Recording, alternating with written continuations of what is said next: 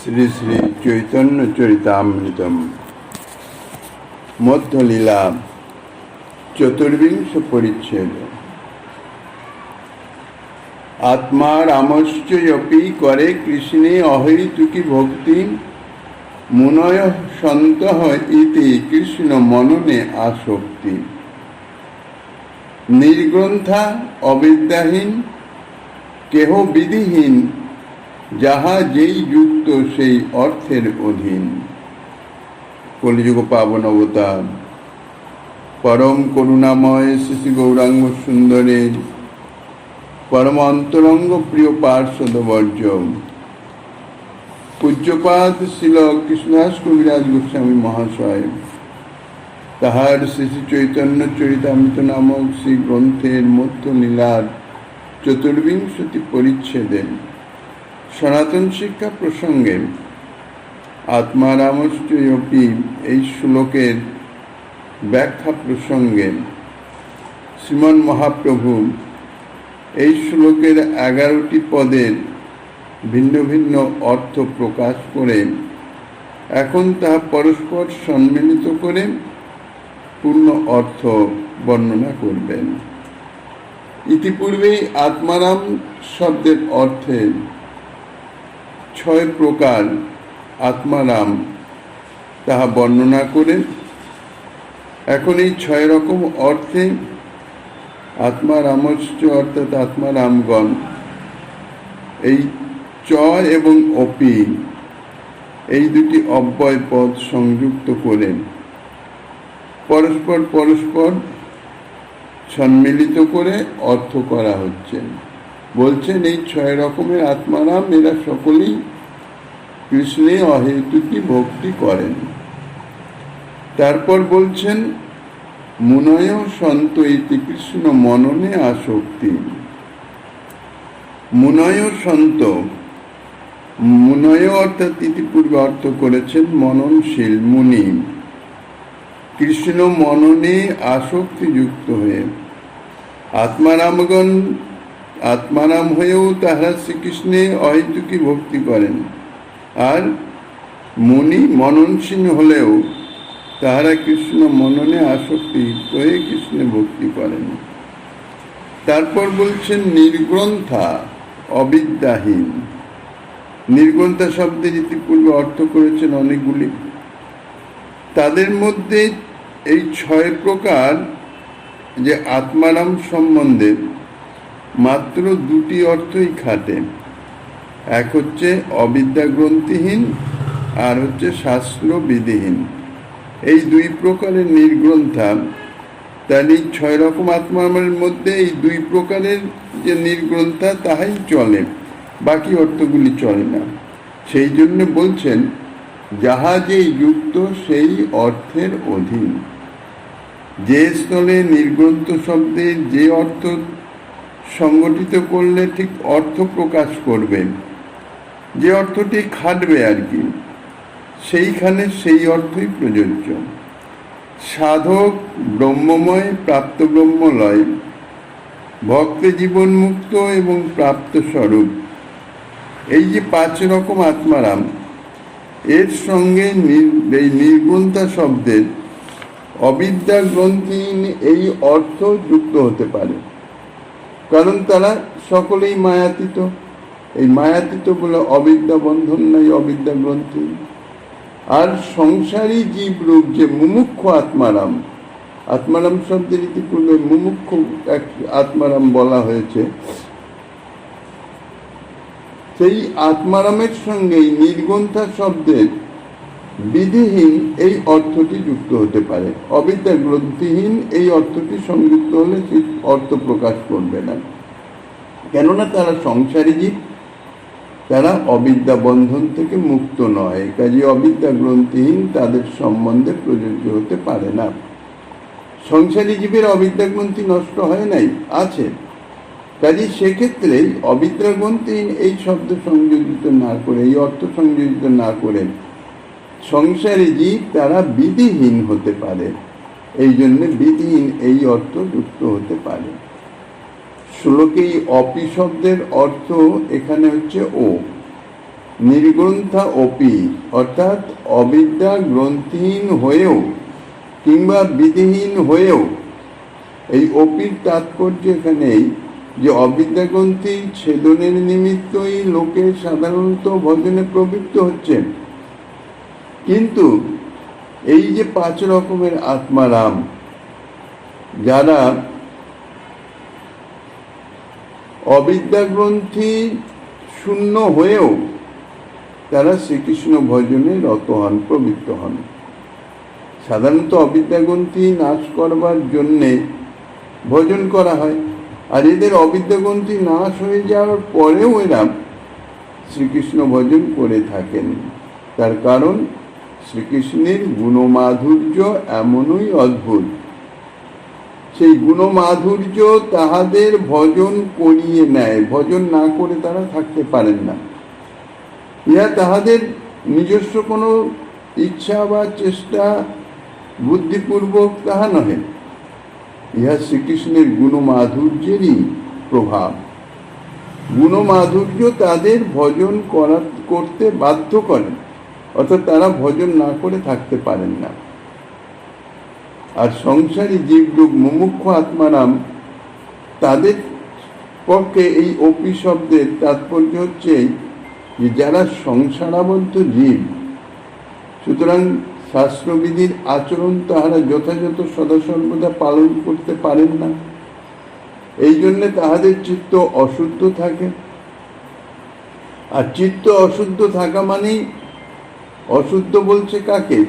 নিজ সুখ ভোগ বাসনা। এই নিজ সুখ ভোগ বাসনা চিত্তে বিরাজমান থাকলে সেই চিত্ত হচ্ছে অশুদ্ধ। তা সংসারী জীব, তাদের নিজ সুখ বাসনা তো দূরীভূত হয় নাই, আর নিজের সুখ পূর্তির নিমিত্তই তারা শাস্ত্রবিধির যথাযথ পালন আচরণ করতে সক্ষম হয় না। তাহলে চিত্তাদি অশুদ্ধ, এই জন্যে ভক্তি মুক্তি আদির আশা ত্যাগ করে, অর্থাৎ জড়জাগতিক ভোগ বা মুক্তি ইত্যাদি প্রাপ্তির আশা ত্যাগ করে শ্রীকৃষ্ণ প্রীতির উদ্দেশ্যে যে শ্রীকৃষ্ণ সেবা করবে, এই ধরনের কোনো ধারণা বা শ্রীকৃষ্ণ প্রীতির উদ্দেশ্যে শ্রীকৃষ্ণ সেবা যে শুদ্ধা ভক্তি, সেই ভক্তি সম্বন্ধে কোনো ধারণাই তাদের নাই। শুধু ধারণা নাই নয়, সাধু সঙ্গের মাধ্যমে এই প্রসঙ্গ শ্রবণ করলেও ইহা তাহাদের চিত্তকে আকর্ষণ করতে পারে না। তাদের চিত্তে স্থান পাওয়ার সম্ভাবনা নাই, সম্ভাবনা খুবই কম। কিন্তু তারাও এতাদৃশ ভোগাসক্ত সংসারী জীব, কিন্তু মুমুক্ষু, তাহারা শ্রীকৃষ্ণের গুণে আকৃষ্ট হয়ে শ্রীকৃষ্ণ ভজন করেন। শ্রীকৃষ্ণের গুণের এমনই আকর্ষণ, এমনই মাধুর্য। এই শ্লোকের মুখ্য যে উদ্দেশ্য, সেটা হচ্ছে শ্রীকৃষ্ণের গুণের মহিমা বর্ণন। শ্রীকৃষ্ণের গুণের এমনই মহিমা যে সেই গুণে আকৃষ্ট হয়ে আত্মারামগণ পর্যন্ত শ্রীকৃষ্ণের ভজন করেন। ব্রহ্মানন্দের নিমগ্ন যারা, তানারাও সেই ব্রহ্মানন্দ সুখ পরিত্যাগ করে শ্রীকৃষ্ণ ভজন করেন। এমন ওই পরম আশ্চর্য হচ্ছে এই শ্রীকৃষ্ণের গুণরাধি।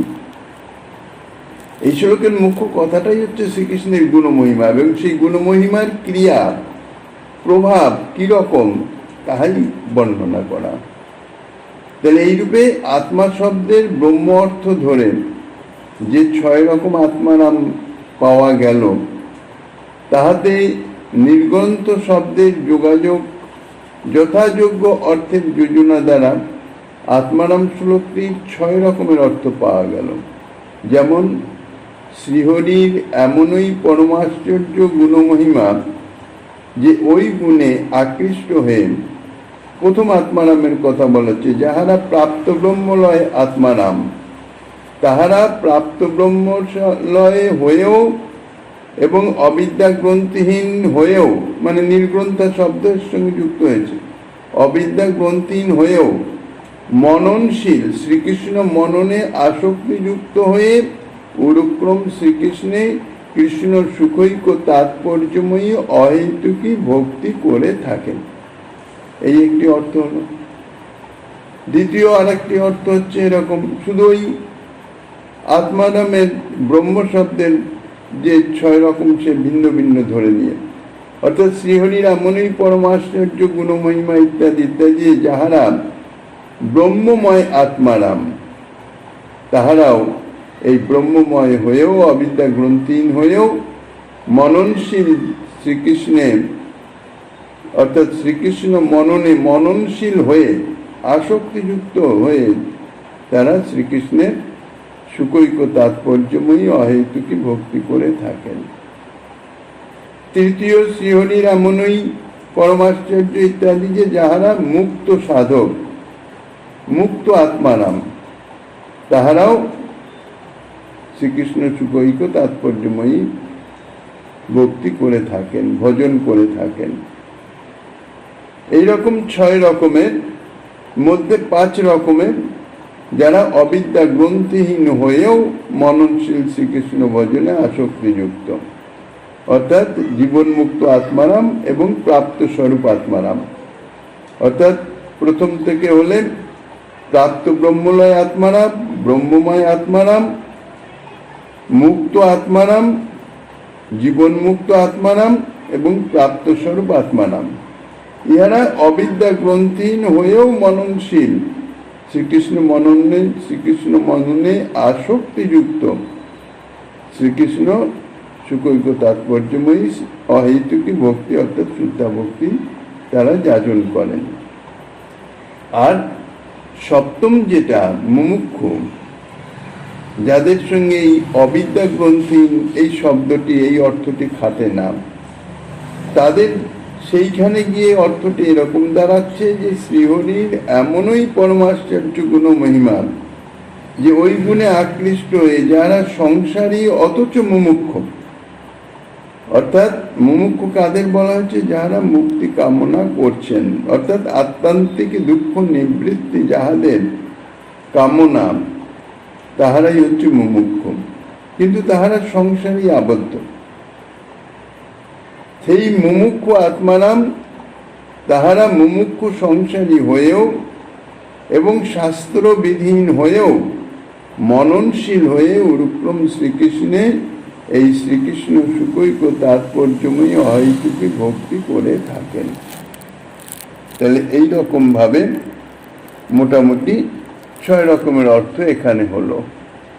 চ শব্দে করি যদি ইতরেতর অর্থ, আর এক অপূর্ব আর এক অর্থ কহে পরম সমর্থ। প্রভু বলছেন এই 6 রকম অর্থ করে এখন আর এক রকমের অর্থ করছেন। এই চ শব্দের অর্থ যদি ইতরতর অর্থ ধরা হয় তাহলে একটা নতুন অর্থ বেরিয়ে আসে। এই চটি শ্লোকোক্ত আত্মারাম পদের চ নয়, ইহা ইতরেতর সমাসের ব্যাসবাক্যের চ। ইতরেতর সমাস অর্থাৎ একই বিভক্তিযুক্ত সমান রূপ বিশিষ্ট কতগুলি শব্দ, অর্থাৎ বিভিন্ন অর্থে প্রযুক্ত একই শব্দ সমাসে আবদ্ধ হলে তাহাদের মাত্র একটি শব্দ অবশিষ্ট থাকে, বাকি শব্দগুলি লোপ পেয়ে যায়। ওই অবশিষ্ট একটি শব্দ দ্বারাই সমস্ত শব্দেরই পৃথক পৃথক অর্থ প্রকাশিত হয়ে যায়। এইরূপ যে সমাসবদ্ধ শব্দ তাহাকে বলে ইতরেতর সমাস। যেমন রামশ্চ রামশ্চ রামশ্চ, এই 3টি রাম শব্দের যেন 3টি বিভিন্ন বস্তুকে বোঝাচ্ছে। শব্দগুলি প্রত্যেকেই প্রথমা বিভক্তিযুক্ত এবং সকলগুলির রূপই হচ্ছে একরকম, অর্থাৎ রাম। এই 3টি রাম শব্দ যদি ইতরেতর সমাসে আবদ্ধ হয় তাহলে সমাসবদ্ধ পদটি হবে রামা। 2টি রাম শব্দ লোপ পেয়ে যাবে, একটি অবশিষ্ট থাকবে। এই অবশিষ্ট রাম পদটি দ্বারাই 3টি রাম শব্দের পৃথক পৃথক অর্থ সূচিত হয়ে যাবে। রামশ্চ রামশ্চ রামশ্চ, ইহাকে ইতরতর সমাসে রামা শব্দের ব্যাস বাক্য বলে। এই ব্যাস বাক্যে যে চ শব্দটি আছে তাহা ইতরেতর বা অন্যান্য বা পরস্পর অর্থ প্রকাশ করে। অর্থাৎ ব্যাস বাক্যে যে চ শব্দটি দ্বারা যতগুলি রাম শব্দ সংযুক্ত হয়েছে তাহাদের প্রত্যেকটির অর্থই এই সমাজবদ্ধ রামা শব্দের দ্বারা সূচিত হয়ে যাবে। আত্মা রামশ্চ করিবার ছয়, পঞ্চ আত্মা রাম ছয় চকারে লুপ্ত হয়। ঠিক ওই রকম ভাবে এই আত্মা রামশ্চ 6 বার 6 জনে বলা যায়। আত্মা রামশ্চ থেকে 6 জনে কহে পর্যন্ত অর্থ এই 2 পয়ারে শ্লোকোক্ত যে আত্মারাম শব্দটিকে এখন ইতরেতর সমাস নিষ্পন্ন করে অর্থ করছেন। পূর্বে যে 6 রকম আত্মারামের কথা বলা হয়েছে সেই 6 রকম আত্মারাম অর্থে 6টি আত্মারাম শব্দ যদি ইতরেতর সমাসে আবদ্ধ হয়ে শেষ একটি আত্মারাম শব্দ পর্যবসিত হয়েছে। আত্মারামশ্চ এই 6টি আত্মারাম আত্মারামা চ শব্দ সমান রূপে বিশিষ্ট এবং একই প্রথমা বিভক্তি যুক্ত অর্থাৎ বহুবচনান্ত। সুতরাং ইতরেতর সমাসে তাহাদের 5টি লুপ্ত হয়ে গিয়ে একটি মাত্র অবশিষ্ট থাকবে এবং 6টি চও লুপ্ত হয়ে যাবে, কেবলমাত্র আত্মারামা চ এই একটি চ অবশিষ্ট থাকবে। এই একটি আত্মানামা শব্দ দ্বারাই 6টি আত্মানাম শব্দের 6টি পৃথক পৃথক অর্থ সূচিত হয়ে যাবে।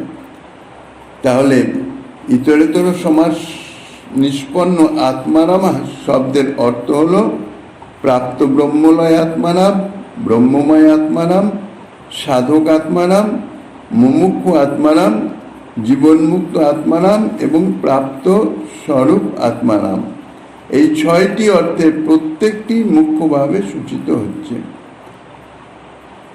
তারপর যে বলছেন পঞ্চ আত্মারাম, ইতরেতর সমাস নিষ্পন্ন আত্মারাম শব্দের ব্যাস বাক্যে যে 6টি আত্মারাম শব্দ আছে তার মধ্যে 5টি আত্মারাম শব্দ লুপ্ত হয়ে যাবে এবং যে 6টি চ আছে তাদের 6টি চ মধ্যে 6টি চই লুপ্ত হয়ে যাবে। শ্লোকের উদ্ধৃতি দিয়েছেন সিদ্ধান্ত কৌমুদে থেকে যে রামশ্চ রামা ইতি বদ, অর্থাৎ ইতরেতর সমাসের শাস্ত্রীয় প্রমাণ।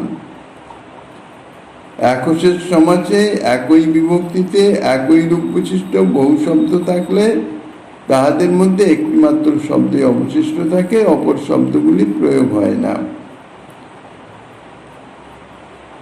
তবে যে চকার সেই সমুচ্চয় কয় আত্মা রামশ্চ মুনয়শ্চ কৃষ্ণকে ভজয়।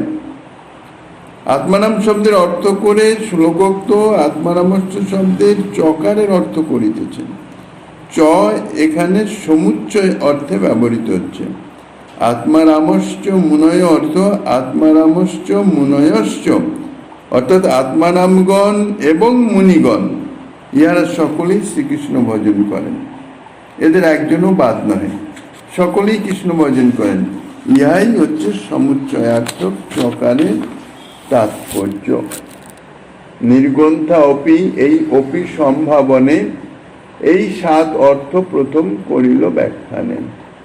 শ্লোকোক্ত যে নির্গ্রন্থায় অপি এই শব্দের অন্তর্গত অপি শব্দের অর্থ করছেন, অপির অর্থ এখানে সম্ভাবনা, অর্থাৎ নির্গ্রন্থা শব্দের যে অর্থ যে স্থানে সম্ভব সে স্থলে সেই অর্থ যুক্ত হচ্ছে।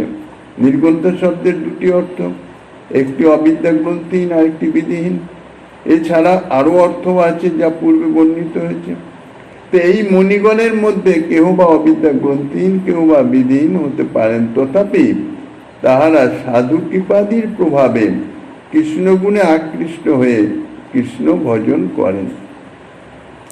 তাহলে আত্মারাম শ্লোকের প্রথম 6টি অর্থ তো হয়েছে, এখন 7ম অর্থ হচ্ছে এই যে শ্রীহরির এমনই পরমাশ্চর্য গুণমহিমা যে ওই গুণে আকৃষ্ট হয়ে কেবল ব্রহ্মোপাসক সাধক ব্রহ্মময় প্রাপ্ত ব্রহ্মলয় আর মুমুক্ষু জীবনমুক্ত প্রাপ্ত স্বরূপ এই 6 রকম জ্ঞানমার্গের উপাসক আত্মারাম এবং মুনিগণ সকলেই নির্গ্রন্থ, কেউ বা অবিদ্যাগ্রন্থীন, কেউ বা বিধীন হয়েও অনুক্রম শ্রীকৃষ্ণে সুকৃষ্ণ সুকৈক্য তাৎপর্যময়ী ভক্তি করে থাকেন।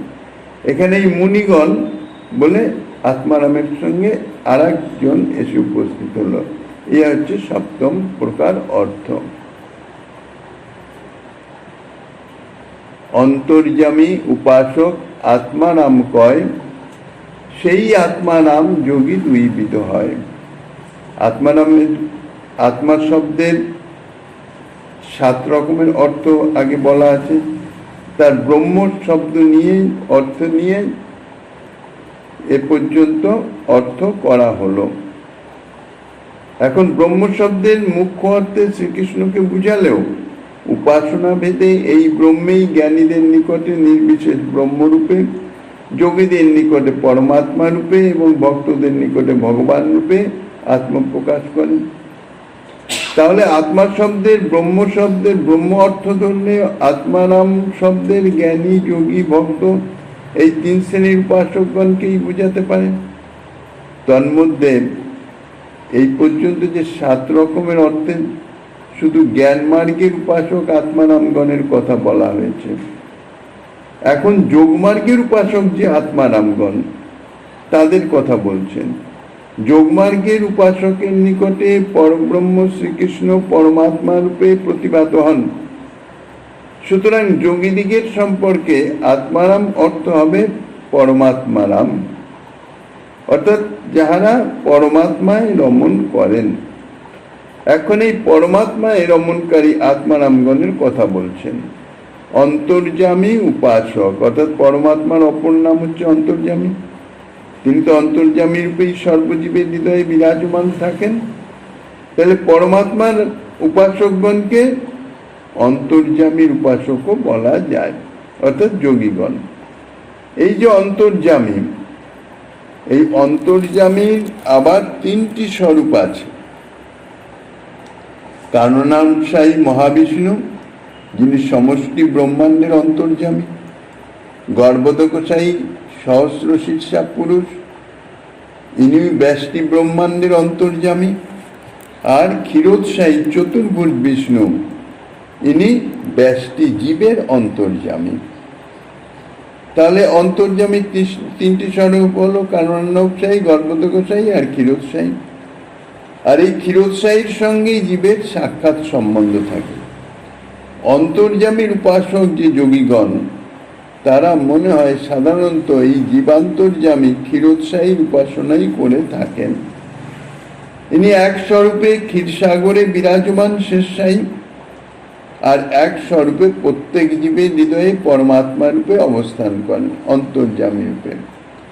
এই যোগমার্গের পরমাত্মার উপাসকগণ তারা 2 রকমের হন। সেই আত্মারাম যোগী 2 বিধ হয়। কিরকম? সগর্ভ নির্গর্ভ এই হয় 2 ভেদ, 1-1-3 ভেদে 6 বিভেদ। পরমাত্মার উপাসকগণ অর্থাৎ ক্ষীরোৎসাহী বিষ্ণু, সাধারণত জীব অন্তর্যামী যে পরমাত্মা, তার উপাসকগণকে 2 ভাগে ভাগ করেছেন, এক সগর্ভ, এক নির্গর্ভ। যারা শঙ্খচক্র গদা পদ্মধারী প্রাদেশ প্রমাণ চতুর্ভুজ পরমাত্মা পুরুষকে নিজেদের হৃদয়ের মধ্যে ধারণা করে তাহাতে মনোসংযোগ করেন, তাহাদিগকে বলা হয় সগর্ভ যোগী। কেচিৎ স্বদেহান্তর হৃদয়াবকাশ এই শ্লোকে তাহার প্রমাণ দিয়েছেন। আর যাহারা পরমাত্মাকে নিজেদের হৃদয়ের মধ্যে চিন্তা করেন না, পরন্তু হৃদয়ের বাইরে, কারণ পরমাত্মা ইতিপূর্বে বলা হয়েছে যে তিনি 2 স্বরূপে বিরাজমান। এক ক্ষীরসাগরে শেষশাহীতে তিনি বিরাজমান শেষশাহী রূপে, আর জীবের অন্তরে পরমাত্মা রূপে। জীবের অন্তরে পরমাত্মা রূপে তিনিও শঙ্খচক্র গদা পদ্মধারী, কিন্তু তিনি হচ্ছেন পাদেশ প্রমাণ। ছোট্ট আকারের। আর বাইরে, হৃদয়ের বাইরে ক্ষীর সমুদ্রে শঙ্খচক্র গদা পদ্মধারী চতুর্ভুজ পুরুষকে চিন্তা করে মনোসংযোগ করেন সেই সমস্ত যোগী যারা সাধক, যারা ক্ষীণ সাগরের যে চতুর্ভুজ অন্তর্যামী পরমাত্মার মনোসংযোগ করেন, তাহারা হচ্ছেন নির্গর্ভ যোগী। পরমানন্দ মূর্তি শ্রী বিষ্ণুর স্মরণে যোগীরাও আনন্দ সমুদ্রে নিমগ্ন হন। তাহাদেরও অশ্রুকম্পাদি সাত্ত্বিক ভাবের উদয় হয়, ভক্তদেরও এইরকম সাত্ত্বিক ভাবের উদয় হয়। তবে যোগীদের এই যে সাত্ত্বিক ভাব আর ভক্তদের যে সাত্ত্বিক ভাব, তার মধ্যে পার্থক্য আছে। পার্থক্য হচ্ছে ধ্যানের প্রভাবে যোগীগণের চিত্ত যখন সেই পরমানন্দ মূর্তি বিষ্ণুতে নিবিষ্ট হয়ে যায়, অর্থাৎ আবিষ্ট হয়ে যায়, তখন তাহারা প্রচুর আনন্দই উপভোগ করেন। কিন্তু ইহার পরে তাহারা অল্পে অল্পে মনকে শ্রীবিষ্ণু থেকে বিযুক্ত করে আনেন। তো চাপি চিত্ত পরিসং সনকৈর বিযুক্তে। কিন্তু ভক্ত কখনো ভগবানের নিকট থেকে চিত্তকে দূরে সরিয়ে আনেন না। যোগীর পক্ষে পরমাত্মার ধ্যান ফল প্রাপ্তি পর্যন্ত, অর্থাৎ পরমাত্মার সঙ্গে মিলন পর্যন্ত, এই পর্যন্ত যোগী যোগ সাধনার সিদ্ধি যখন হয়ে গেল, ব্যাস তার সাধনা সমাপ্ত। কিন্তু ভক্তের যে সাধনা, তাহা সিদ্ধির পরে, অর্থাৎ ভক্তের যে ধ্যানের, সে ধ্যান নিত্য। উপাস্য বিষয়েও পার্থক্য আছে। ভক্তদের যে উপাস্য, তিনি হচ্ছেন স্বয়ং ভগবান, আর যোগীর ধ্যেয় স্বয়ং ভগবানের অংশ কলারূপ ক্ষীরোৎসাহী বিষ্ণু। পরমাত্মা মায়াশক্তি প্রচুর চিৎশক্তির অংশ বিশিষ্ট, কিন্তু ভগবান তিনি পরিপূর্ণ সর্বশক্তি বিশিষ্ট। অন্তর্যামিত্বময় মায়া শক্তি প্রচুর চিৎসত্তাংশ বিশিষ্ট পরমাত্মেতি পরিপূর্ণ সর্বশক্তি বিশিষ্ট ভগবান ইতি।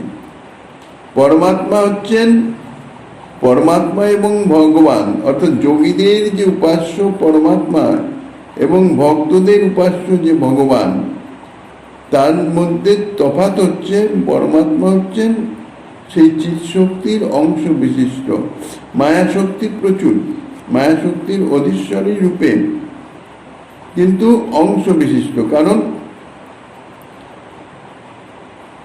স্বয়ং ভগবান শ্রীকৃষ্ণের যে প্রকাশ স্বরূপ, যে সংকর্ষণ রূপ চতুর্ভুজের, সংকর্ষণ থেকে আসছেন কারণান্নবসায়ী মহাবিষ্ণু, তানারই অংশ। কারণান্নবসায়ী মহাবিষ্ণুর অংশ হচ্ছেন গর্ভদগোসায়ী, তানার অংশ হচ্ছেন ক্ষীরোৎসাহী।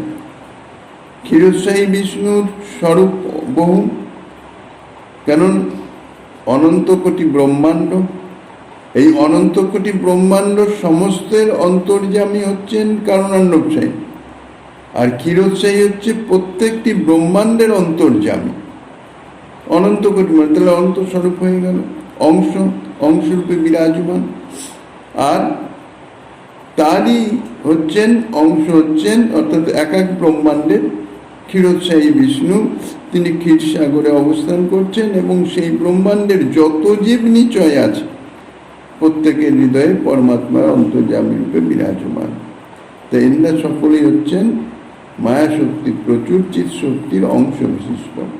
আর ভক্তগণ যে ধ্যান ধারণা করেন ভগবানের স্বরূপ, তাদের ভক্তদের নিকট হচ্ছে ভগবান, সেই ভগবান হচ্ছেন স্বয়ং ভগবান, তিনি পরিপূর্ণ সর্বশক্তি বিশিষ্ট।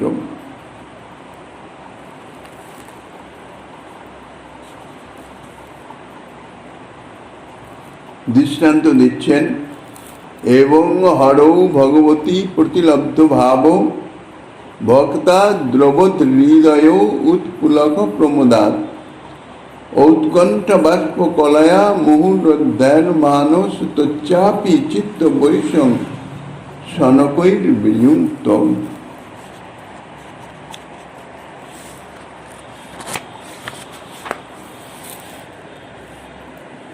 এইরূপ যোগমিশ্রা ভক্তির অনুষ্ঠান দ্বারা, অর্থাৎ যোগীগণ যোগের সঙ্গে ভক্তি মিশ্রিত হয়ে, অর্থাৎ ভক্তির সাহচর্য নিয়ে যাহারা সাধনা করছেন, সেই অনুষ্ঠান দ্বারা যিনি শ্রীহরিতে ভাব লাভ করেছেন, শ্রবণ কীর্তনাদিতে যাহার চিত্ত দ্রবীভূত হয়, প্রমোদ ভরে যাহার অঙ্গে পুলকের উদ্গম হয়, অর্থাৎ সাত্ত্বিক বিকার প্রকাশিত হয়, এবং উৎকণ্ঠা প্রবৃত্ত অশ্রুপনায় যিনি আনন্দ সংপ্লবে নিমগ্ন হন, তাহার তাদৃশ চিত্ত বরিশ ও ক্রমে ক্রমে ধ্যেয় বস্তু থেকে বিযুক্ত হয়ে যায়। এ হচ্ছে যোগীদের সম্বন্ধে কথা।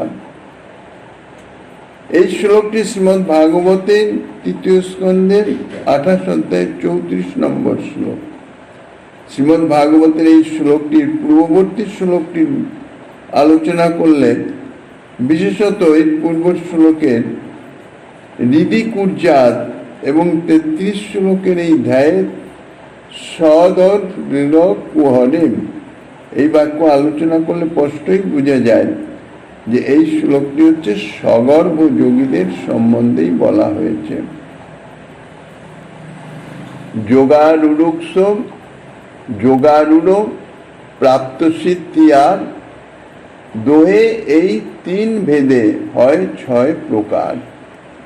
যোগ সাধনা এবং ভক্ত সাধনার মধ্যে তাদের এই সগর্ভ এবং নির্গর্ভ এই ২ রকমের সাধকের মধ্যে এই ৩ রকমের আবার প্রভেদ আছে।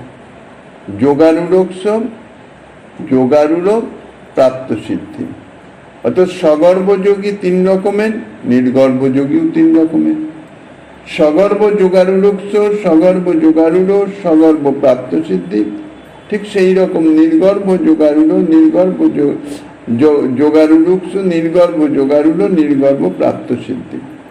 তাহলে এই যোগীদের এই ৬ রকমের যোগী পাওয়া গেল। যে বিষয় থেকে চিত্তকে আকর্ষণ করে নিশ্চলভাবে পরমাত্মাতে স্থাপনের নামই হচ্ছে যোগ। যিনি এই যোগ প্রাপ্তির জন্য চিত্তশুদ্ধিজনক নিষ্কাম কর্মাদি করে থাকেন, তিনি হচ্ছেন যোগারূঢ়, যোগারোহণে ইচ্ছুক। যোগারূঢ় ব্যক্তির মন সম্যকরূপে স্থির হয় নাই। মনকে স্থির করবার জন্য তিনি চেষ্টা করে যাচ্ছেন, সাধন করে যাচ্ছেন। আর যার মন স্থির হয়ে গেছে, অর্থাৎ পরমাত্মাতে যিনি মনকে নিবিষ্ট করতে পারছেন, তিনি যোগারূঢ় হয়ে গেছেন, তাকে যোগারূঢ় বলেন। ভোগ্য বস্তুতে এবং কর্মেতে তাহার কোনো আসক্তি থাকে না। তিনি সর্বপ্রকার বাসনাকে ত্যাগ করতে সক্ষম, ত্যাগ করে থাকেন। আর তাহার বলতে গেলে যোগারূঢ় অর্থাৎ যে অনিমাদি অষ্টসিদ্ধি আছে, সেই সিদ্ধিও লাভ হয়েছে। যাদের সিদ্ধি লাভ হয়েছে, অর্থাৎ সিদ্ধি প্রাপ্ত হয়ে গেছেন, তারা অ্যাকচুয়ালি প্রাপ্ত সিদ্ধি যোগী। যাদের সিদ্ধি এখনো আসে নাই, সিদ্ধি পায় নাই, কিন্তু মন স্থির হয়েছে, পরমাত্মাতে মনকে নিবিষ্ট করছেন। এক কথায় বলতে গেলে যোগ সাধনার ৩টি অবস্থার এই ৩ ভেদ। যোগারূঢ় প্রাথমিক অবস্থার, মধ্যবর্তী অবস্থায় যোগারূঢ়, আর সিদ্ধি প্রাপ্তি অর্থাৎ সিদ্ধি লাভ হয়েছে তার হচ্ছে প্রাপ্ত সিদ্ধি, অর্থাৎ সিদ্ধি প্রাপ্তি হয়েছে। এই ৩ রকম ভেদ, ৩ রকম অবস্থার জন্য এটা উভয় ক্ষেত্রেই, অর্থাৎ সগর্ভ যোগী আর নির্গর্ভ যোগী উভয়ের ক্ষেত্রেই এটি প্রযোজ্য। দৃষ্টান্ত দিচ্ছেন, আরূঢ় মুনির যোগং কর্ম কারণমুচ্যতে, যোগারূঢ় তৎসৈব সম কারণমুচ্যতে। যদা হি নেন্দ্রিয়ার্থেষু ন কর্ম সংসজ্জতে, সর্বসংকল্প সন্ন্যাসী যোগারূঢ় তদুচ্যতে। ধ্যাননিষ্ঠারূপ যোগ পদবীতে আরোহণ করতে যিনি অভিলাষী, তাহার পক্ষে কর্মই ওই আরোহণের কারণ, অর্থাৎ যেহেতু কর্ম দ্বারা হৃদয় বিশুদ্ধ হয়। আবার যোগারূঢ় ব্যক্তির পক্ষে চিত্তবিক্ষেপজনক কর্ম থেকে উপরতিরূপ সময় ধ্যানের বিষয়ে দৃঢ়তার কারণ। যে কালে যোগাভ্যাসরত সাধক ভোগ এবং কর্ম বিষয়ক সংকল্প পরিত্যাগ করে ইন্দ্রিয়ের বিষয়ে শব্দাদিতে এবং কর্মে আসক্তি শূন্য হন, সেই কালে তাকে, অর্থাৎ সেই অবস্থায় উন্নীত হলেন, তাকে যোগারূঢ় বলে। এই ছয় যোগী সাধু সঙ্গাদি হেতু পাইয়া কৃষ্ণ ভজে, কৃষ্ণ গুণে আকৃষ্ট হয়ে।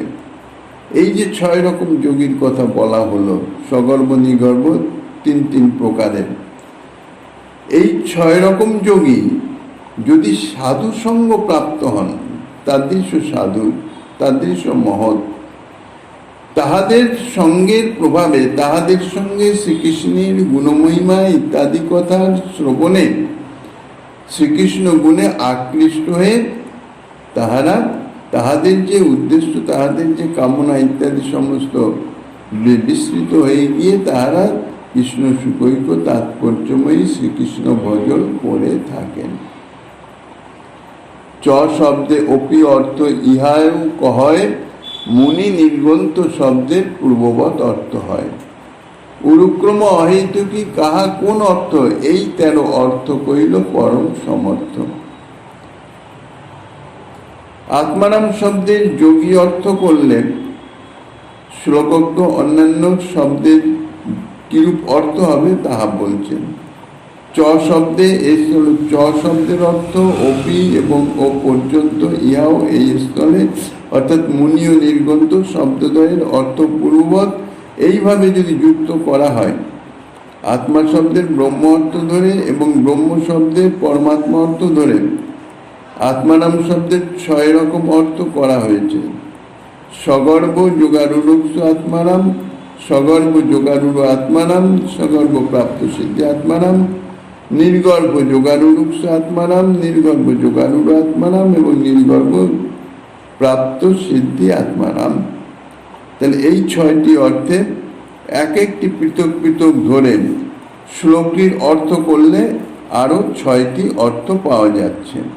যেমন শ্রীহরির এমনই পরমাশ্চর্য গুণ মহিমা যে ওই গুণে আকৃষ্ট হয়ে নির্গ্রন্থ অর্থাৎ বিধিহীন হয়েও সগর্ভ যোগারূঢ় আত্মারাঙ্গন পর্যন্ত মননশীল হয়ে উরুক্রম শ্রীকৃষ্ণে অহেতুকি ভক্তি করে থাকেন। শ্রীহরির এমনই পরমাশ্চর্য গুণমহিমা যে ওই গুণে আকৃষ্ট হয়ে নির্গ্রন্থ অর্থাৎ অবিদ্যা গ্রন্থিহীন কেউ বা বিধিহীন হয়েও সগর্ভ যোগারূঢ় আত্মারামগণ পর্যন্ত মননশীল হয়ে উরুক্রম শ্রীকৃষ্ণে অহেতুকি ভক্তি করেন। এরকম ভাবে ওই 6 জনের সংযোগ করে আরো 6 রকমের অর্থ পাওয়া গেল। তাহলে প্রথমে 7 আর এই 6, মোট 13 রকমের অর্থ হলো। এই সব শান্ত যবে ভজে ভগবান, শান্ত ভক্ত করি তবে করি তার নাম। শান্ত দাস্য সখ্য বাৎসল্য মধুর, এই 5 রসের 5 রকমের ভক্ত আছেন। এই যে 13 রকমের আত্মারামগণের কথা বলা হলো, যারা কৃষ্ণগুণে আকৃষ্ট হয়ে শ্রীকৃষ্ণ ভজন করিতেছেন, তখন তাহারা এই 5 রকমের মধ্যে কোন রকমের ভক্ত হবেন তাহা এই পয়ারে বলছেন যে তাহারা শান্ত রসের ভক্ত হবেন। শান্ত ভক্তের লক্ষণ কেবল শ্রীকৃষ্ণ নিষ্ঠা, সম মন্নিষ্ঠা বুদ্ধে। কৃষ্ণের যে বুদ্ধির নিষ্ঠতা, নিশ্চলভাবে স্থিতি, তার নামই হচ্ছে সম।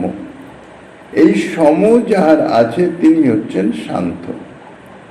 তো এই 13 রকমের আত্মারাম ভক্ত শ্রীকৃষ্ণে কেবল নিষ্ঠা মাত্রই লাভ করেছেন, কিন্তু মমতা বুদ্ধি লাভ করেন নাই। এই জন্য তাহারা ব্রজেন্দ্র নন্দনের প্রেম সেবা পাবেন না, অর্থাৎ দাস্য সখ্যাদি চারিভাবে শ্রীকৃষ্ণ ভজন করতে পারবেন না। তাদের উপাস্য হবেন পরম বোমাধিপতি নারায়ণ এবং পরমব্রহ্মে স্বরূপাদি চতুর্বিধা মুক্তির মধ্যে যে কোনো এক মুক্তি তারা পাবেন। এখন এই আত্মা শব্দের মন এই অর্থ ধরে আবার অন্যরকম শ্লোকের অর্থ করছেন শ্রীমন মহাপ্রভু গিরিধারী লালের কৃপা হলে। আগামী দিন আস্বাদনের বাসনা রেখে অধ্যকার শ্রী চৈতন্য কথার এখানেই বিশ্রাম।